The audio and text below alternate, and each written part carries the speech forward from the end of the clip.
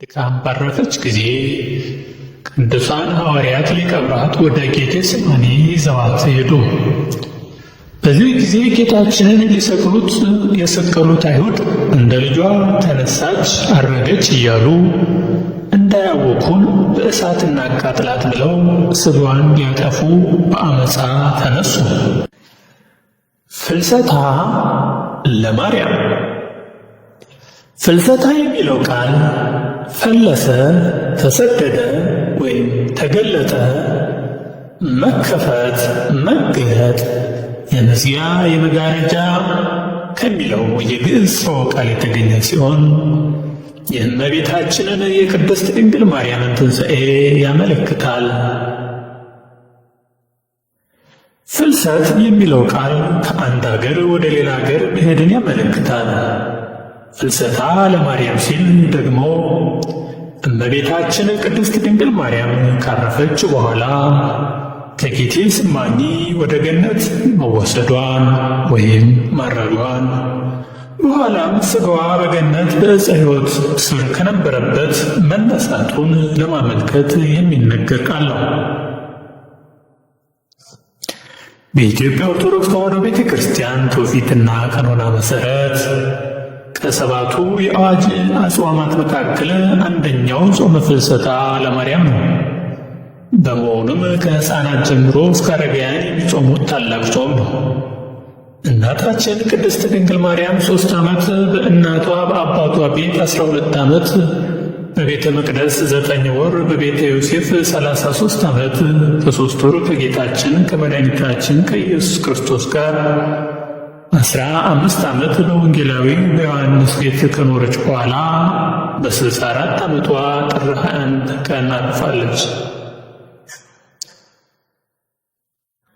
በሐዋርያት ውዳሴ ዝማሬና ማህሌት ነሐሴ 14 ቀን ከተቀበረች በኋላ እንደ ሌሎቻችን ትንሣኤ ዘጉባኤን መጠበቅ ሳያስፈልጋት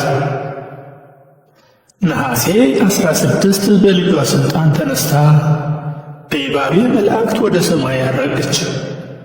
ኢትዮጵያዊው ሊቅ ቅዱስ ያሬድ በመዝሙሩ ተለዓለት ምድር ውበሄ ነበረት ዘምስለ ወልዳ በየማነ አብ ወመንፈስ ቅዱስ፣ እመቤታችን ድንግል ማርያም ከምድር ወደ ሰማይ አረገች፣ በሰማይም ከልጇ ጋር በአብና በመንፈስ ቅዱስ ቀኝ ተቀመጠች በማለት ወደ ሰማይ ማረጓንና በክብር መቀመጧን ተናግሯል።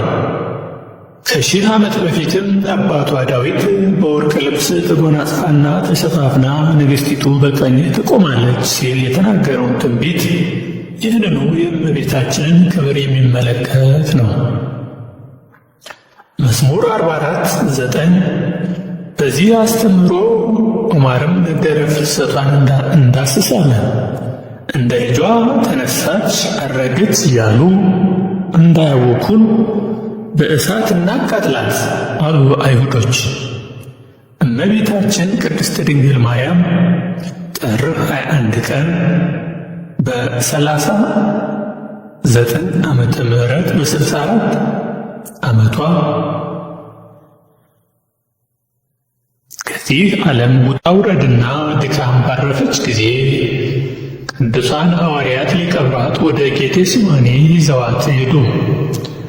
በዚህ ጊዜ ጌታችንን ሊሰቅሉት የሰቀሉት አይሁድ እንደ ልጇ ተነሳች፣ አረገች እያሉ እንዳያወኩን በእሳት እናቃጥላት ብለው ሥጋዋን ሊያጠፉ በአመፃ ተነሱ። ከእነርሱም መካከል ታውፋንያ የሚባል አይሁዳዊ የአልጋውን አጎበር ይዞ ሊያወርዳት ሲል የእግዚአብሔር መልአክ 2 እጆቹን ቆረጠው።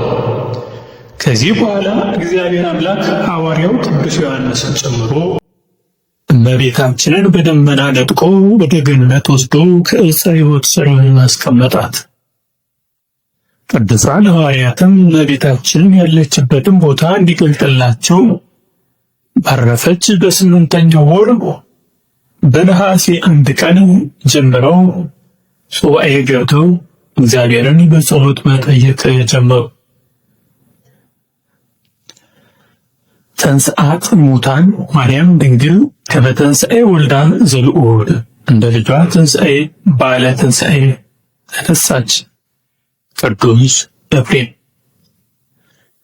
ሐዋርያት እመቤታችን ካረፈችበት ቀን ከጥር 21 ቀን ጀምሮ እስከ ነሐሴ ድረስ ጥያቄያቸውንና ጸሎታቸውን ባያቋርጡም ከሰው ተለይተው ሱባኤ ገብተው ጾም ጸሎት የጀመሩት ግን ከነሐሴ 1 ቀን ጀምረው ነው። ቀድሞስ የክብር ባለቤት የጌታችን አምላካችንና መድኃኒታችን ኢየሱስ ክርስቶስ ደቀ መዛሙርት ሆነው እናቱ ቅድስት ድንግል ማርያም ተሰውራባቸው እንዴት ዝም ብለው ይቀመጣሉ? አምላካችን ኢየሱስ ክርስቶስ ከሞተ በኋላ መሰብሰቢያቸው እሷ ነበረች። እሷን ሲሉ ከተለያየ ስብከታቸው ዘረው መጥተው ወደ እሷ ይሰበሰቡ ነበር። ስለዚህ መሰብሰቢያቸው፣ መሸሸጊያቸው ሁሉ የሚገናኙባት እንደ ልጇ ሁሉ በእሷ አማካኝነት ነበር። ታዲያ ዛሬ እሷ ስታርፍ ታላቅ ሐዘን ሆነባቸው። ቅዱሳን ሐዋርያት 2 ሱባኤ ወይም 14 ቀናት ካደረሱ በኋላ የነገሩትን የማይረሳ የለመኑትን የማይነሳ እግዚአብሔር አምላካችን ጸሎታቸውን ሰምቶ ነሐሴ 14 ቀን የእመቤታችንን ሥጋ ሰጥቷቸው በክብር ገንዘው በጌቴሰማኒ ቀብረዋታል። በሦስተኛው ቀንም በልጇ በጌታችን አምላካችንና መድኃኒታችን ኢየሱስ ክርስቶስ ስልጣን እንደ ልጇ ከሙታን ተለይታ ተነስታለች። መድኃኒታችን ኢየሱስ ክርስቶስ የትንሣኤያችን በኩር ሆኖ በሞተ በሦስተኛው ቀን ሞትና መቃብርን ወይም የመቃብርን ስልጣን አጥፍቶ ሞትን ድል አድርጎ በገዛ ስልጣኑ ተነስቷልና እናቱ እመቤታችንም በልጇ ስልጣን እንደ ልጇ ትንሣኤ ከመ ተንሥአ ወልዳ በሦስተኛው ቀን ተነስታ ትንሣኤ ዘጉባኤን ሳትጠብቅ በክብር አረጋለች። የቅድስት ድንግል ማርያም ትንሣኤ ክብርና የሕይወት ትንሣኤ ሲሆን ሁለተኛ ሞትን አያስከትልም። ትንሣኤ ዘጉባኤንም አይጠብቅም። አይዞህ፣ አትዘን፣ ባልንጀሮችህ ሐዋርያት ያላዩትን ትንሣኤን አንተ አይተሃልና ደስ ይበልህ አለች ድንግል ማርያም። ይህንም ያለችው ይህ ቃል እመቤታችን ለሐዋርያው ቅዱስ ቶማስ የተናገረችው ነው። ሐዋርያው ቅዱስ ቶማስ ወንጌለ መንግሥትን ሲሰብክ ቆይቶ ደመና ጠቅሶ ከሀገረ ስብከቱ ህንድ አገር ወደ ኢየሩሳሌም ሲመጣ እመቤታችን ከሙታን ተለይታ ተነስታ ወደ ሰማይ ስታርግ ጠፈር ላይ ያገኛት፣ በደመና መሃልም ከፊቷ ቆመ። በዚህ ጊዜ ቀድሞ ልጅሽን ትንሣኤ ዛሬ ደግሞ ያንቺን ትንሣኤ ሳላይ ቀረሁም ብሎ ትንሣኤዋን ባለማየቱ ሐዘን ስለተሰማው ከደመናው ይወድቅ ዘንድ ወደደ። በጣም አዘነ። ወፈቀደ ይድቅ እንደመናሁ እንዲል እመቤታችንም አይዞህ፣ አትዘን፣ ባልንጀሮችህ እኮ ያንተን ያህል ያዩት ነገር የለም። ሐዋርያት ያላዩትን ትንሣኤን አንተ አይተሃልና ደስ ይበልህ አለችው። እንዲህም ብላ ከሙታን ተለይታ መነሳቷንና ማረጓን ለሐዋርያት ለወንድሞቹ እንዲነግራቸው አዘዘችው። የያዘችውንም ሰበን ሰጥታ ሰደደችው። የተገነዘችበትን ክር ወይም ገመድ አልባሳት ለምልክት ይሆን ዘንድ ለሱ ለቶማስ ሰጠችው። እሱም በደስታ ተመለሰ። ከዚያም እርሷ ወደ ሰማይ አረገች፣ እርሱም ወደ ኢየሩሳሌም ወረደ። ቅዱስ ቶማስ ትእዛዟን ተቀብሎ በክብር ከተሰናበታት በኋላ ወደ ሐዋርያት ሄዶ እንዳልሰማ እንዳላየ መስሎ የእመቤታችን ነገር እንደምን ሆነ ሲል ጠየቃቸው። እነርሱም አግኝተን ቀበርናት ሲሉት አይደረግም፣ ሞት በጥር በነሐሴ መቃብር እንደምን ይሆናል አላቸው። በዚህ ጊዜ ቅዱስ ጴጥሮስ ከዚህ በፊት የክርስቶስን ትንሣኤ መጠራጠሩን ጠቅሶ እየገሰጸ መጠራጠሩን ትቶ ስለ እመቤታችን መቀበር እነሱ የሚነግሩትን ሁሉ አምኖ መቀበል እንደሚገባው ለቅዱስ ቶማስ አስረዳው። ሐዋርያው ጴጥሮስ የሁሉም አለቃቸው በዕድሜም ትልቁ ሐዋርያ እሱ ነበርና ገሰጸው። ቶማስም እሺ ብሎ አንገቱን ደፍቶ ሰማ። ወንድሞቼ አለ፣ አታምኑኝም ብዬ ነው እንጂ እመቤታችንስ ከሙታን ተለይታ ተነስታለች፣ ስታርግ አግኝቻታለሁ አለ ቅዱስ ቶማስ። ለቅዱስ ቶማስ ሐዋርያው እንዲህ ካለው በኋላ ቅዱስ ቶማስም የያዘውን ያውቃልና ጸጥ ብሎ የቅዱስ ጴጥሮስን ተግሣጽ ሲሰማ ቆየ። ቅዱስ ጴጥሮስም ተቆጥቶ የእመቤታችን ክብር ሥጋ ለቅዱስ ቶማስ ለማሳየት ተነስ እንሂድ ወደ መቃብሯ አሉት። ከሐዋርያት ወንድሞቹ ጋር ወደ መቃብሯ ሄዶ መቃብሯን ቢከፍቱ የእመቤታችን ሥጋ ሊያገኘው አልቻለም። በዚህ ጊዜ ቅዱስ ጴጥሮስ ደንግጦ ቆመ፣ የሚናገረውንም አጣ። ቅዱስ ቶማስም አይ ወንድሞቼ ተረጋጉ፣ አታምኑኝም ብዬ ነው እንጂ እመቤታችንስ ከሙታን ተለይታ ተነስታ ስታርግ እኔ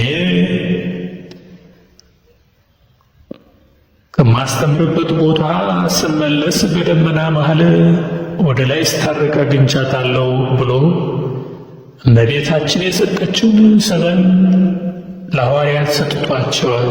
ይህ ሰበንም ሊቁ በመልአክ መልክአ ማርያም ድርሰቱ ሰላም ለእግዝእተ ሥጋኪ በእደ ሐዋርያት አርጋብ በአፉ እፍረተ ቅዶ ዘአሳበ ሴቱ እጹብ።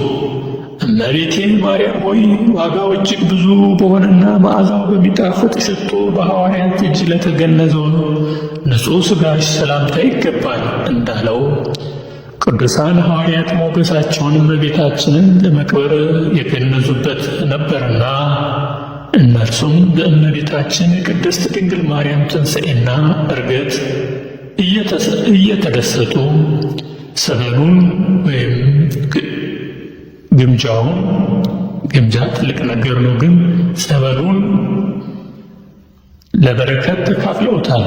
በየሀገረ ስብከታቸውም ሕማሙንና ሲፈውሱበትና ገብረ ተአምር ሲያደርጉበት ኑረዋል። ሊቃውንተ ቤተ ክርስቲያን እንደሚያስተምሩን በቅዳሴ ጊዜ ሰርኤ ዲያቆኑ በሚይዘው መስቀል ላይ የሚታሰረው መቀነት መሰል ልብስ፣ እንደዚሁም አባቶች ካህናት በመስቀላቸው ላይ የሚያደርጉት ቀጭን ልብስና በራሳቸው ላይ የሚጠመጥሙት ነጭ ሻሽ የእመቤታችን ሰበን ምሳሌ ነው። ቅዱሳን ሐዋርያት ለበረከት ተካፍለውታልና። ቶማስ የእመቤታችንን ትንሣኤዋንና ዕርገቷን አይቶ እኛ እንዴት ሳናይ እንቀራለን አሉ ቅዱሳን ሐዋርያት። ሐዋርያው ቅዱስ ቶማስ የእመቤታችን ዕርገት ባየ በዓመቱ ቅዱሳን ሐዋርያት ቶማስ የእመቤታችን ትንሣኤና ዕርገቷን አይቶ እኛ እንዴት ሳናይ እንቀራለን ብለው ከየሀገረ ስብከታቸው ተሰባስበው ጌታችን ኢየሱስ ክርስቶስ ሥጋዋን ሊሰጣቸው ዕርገቷን ያሳያቸው ዘንድ ከነሐሴ 1 ቀን ጀምረው ሱባዔ ይዘው ጌታችንን ጠየቁት። እርሱም ልመናቸውን ተቀብሎ ነሐሴ 16 ቀን እመቤታችንን መንበር፣ ጴጥሮስን ተረዳኢ ካህን፣ እስጢፋኖስን ሠራኤ ዲያቆን አድርጎ ቀድሶ እመቤታችንን ሐዋርያትን አቁርቧቸዋል። እነርሱም እመቤታችንን በዓይናቸው ከማየት ባሻገር አብረው ሥጋውን ደሙን ተቀብለዋል። ከነሐሴ 1 እስከ 14 ቀን ያለው 2 ሱባዔ ከ7ቱ አጽዋማት አንዱ ይሁን አሉ ሊቃውንት ቤተ ክርስቲያን። እንዲህ ነው የእመቤታችንን ትንሣኤና የዕርገት ትምህርት መሠረት በማድረግ የኢትዮጵያ ኦርቶዶክስ ተዋሕዶ ቤተ ክርስቲያን ሊቃውንት ከነሐሴ 1 እስከ 15 ቀን ያለው 2 ሱባኤ ከሰባቱ አጽዋማት አንዱ ሆኖ በምዕመናን ዘንድ መጾም እንደሚገባው ሥርዓት ሰርተውልናል። ፍትሐ ነገሥት አንቀጽ 15። ይህ ጾምም ጾመ ማርያም ወይም የማርያም ጾም ወይም ጾመ ፍልሰታ ለማርያም ወይም የማርያም የፍልሰታ ጾም እየተባለ እንደየአካባቢው ሁኔታ ፍልሰታ ተብሎ ይጠራል። በጾሙም መጨረሻ የቅድስት ድንግል ማርያም ትንሣኤ ይከበራል። በእመቤታችን የትንሣኤ በዓል ላይ ተንሥአት እሙታን ማርያም ድንግል ከመ ተንሥአ ወልዳ ዘልዑል ማለትም ድንግል ማርያም ከሙታን ተለይታ ተነሳች፣ ይህም ልዑል አምላክ ልጇ እንደተነሳው ትንሣኤ ነው የሚለውን የምሥራች ቃል ምእመናን ይለዋወጡታል፣ ይቀባበሉታል። ይህ የደስታ መንፈስና ሥርዓት እንደ ልጇ ዘመነ ትንሣኤ እስከ ነሐሴ 21 ቀን ድረስ ይቀጥላል። የመልክዓ ማርያም ደራሲም ሰላም ለፍልሰተ ሥጋኪ ደባትረ ብርሃነ ሀበ ተተክሉ ለገነተ ጽብሐ በማእከሉ እመቤቴ ማርያም ሆይ በምስራቃዊ ተክለ ገነት መካከል የብርሃን ድንኳኖች ወደ ተተከሉበት ለዐረገ ሥጋሽ ሰላምታ ይገባል ያለው ይህንን ያመለክታል። ውድ ምእመናን፣ በጾመ ፍልሰታ የእመቤታችን ከጽንሰቷ ጀምሮ እስከ ዕርገቷ ድረስ ያለው ታሪኳ ይነበባል። ሰአሊ ለነ ቅድስት፣ ሰአሊ ለነ ቅድስት እየተባለ በጾመ ፍልሰታ ወቅት በቤተ ክርስቲያናችን በየቀኑ በየማህሌቱ በየሰዓታቱና በየቅዳሴው በሚደርሰው ቃለ እግዚአብሔር ነገረ ማርያም ማለትም የእመቤታችን ከመጸነሷ ጀምሮ እስከ ዕርገቷ ድረስ ያለው ታሪኳ፣ ለአምላክ ማደሪያነት መመረጧ፣ ንጽሕናዋ፣ ቅድስናዋ፣ ክብሯ፣ ርኅራኄዋ፣ ደግነቷ፣ አማላጅነቷ፣ ሰውን ወዳድነቷ በስፋት ይነገራል። እመቤታችንን ከሚያወድሱ ድርሳናት መካከልም በተለይ ምስጢረ ሥላሴን፣ ምስጢረ ሥጋዌንና ነገረ ድኅነትን ከነገረ ማርያም ጋር በማዛመድ የሚያክተው ቅዳሴ ማርያም፣ እንደዚሁም ነገረ ድኅነትን ከምስጢረ ሥጋዌ ወይም ከነገረ ክርስቶስና ከነገረ ማርያም ጋር በማማሳጠር የሚያትተው ውዳሴ ማርያም በስፋት ይጸለያል፣ ይቀደሳል፣ ይተረጎማል፣ ይነበባል። በሰንበታት የሚዘመሩ መዘምራት፣ በየዕለቱ በቅዳሴ ጊዜ የሚነበቡ መጽሐፍ ቅዱስ ክፍሎችም እመቤታችን ቅድስት ድንግል ማርያም በእግዚአብሔር ለተዋሕዶ መመረጧን፣ ዘላለማዊ ድንግልናዋን፣ ክብሯን፣ ቅድስናዋን፣ ንጽሕናዋን የሚያወሱ ናቸው። የእመቤታችን ንጽሕና የነገረ ድኅነት የጌታችን ቤዛነት መነሻ መሠረት ነውና በጾመ ፍልሰታ ገዳማውያን ብቻ ሳይሆኑ ዓለማውያንም ሱባዔ ይገባሉ። በጾመ ፍልሰታ ገዳማውያን ብቻ ሳይሆኑ ዓለማውያን በእግዚአብሔር ቸርነት በእመቤታችን አማላጅነት የሰይጣንን ፈተና ድል ለማድረግ እንዲቻላቸው ከቤተ ሰቦቻቸው ተለይተው በየገዳማቱና በየአብያተ ክርስቲያናቱ በዓት አዘጋጅተው ሱባዔ ገብተው ፈቃደ ሥጋቸውን ለፈቃደ ነፍሳቸው አስገዝተው ይጾማሉ፣ ይጸልያሉ። እንደዚሁም ቅዱስ ሥጋውን ክቡር ደሙን ይቀበላሉ። ይህ ጾም ለእመቤታችን ያለንን ፍቅር የምንገልጽበት ወቅት ነው። በተለይ የኢትዮጵያ ኦርቶዶክስ የተዋሕዶ ቤተ ክርስቲያናችን ሕፃናት በአብዛኛው ትምህርተ ወንጌል የሚማሩት ቅዱስ ሥጋውን ክቡር ደሙን የሚቀበሉት በዚህ በጾመ ፍልሰታ ነው። ያውም እንደ ባህል እንደ ወግ የሆነ ፍልሰታ ጾም የሕፃናት ጾም እየተባለ ሕፃናት ነጭ ልብሳቸውን ለብሰው በክረምት ወቅት በፍልሰታ ጊዜ በሁሉም አንደበት ተቀርጾ የሚኖር የልጅነት የትውስታ ጊዜ ሆኖ ያልፋል።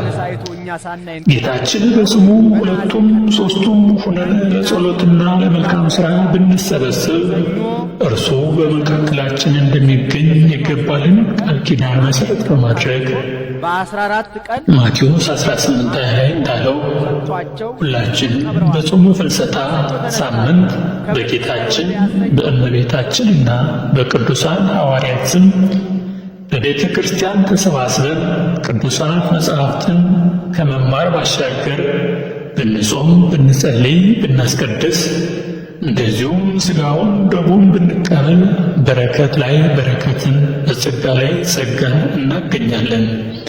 በኋላም ሰማያውያን የእግዚአብሔርን መንግሥት ለመውረስ እንችላለን።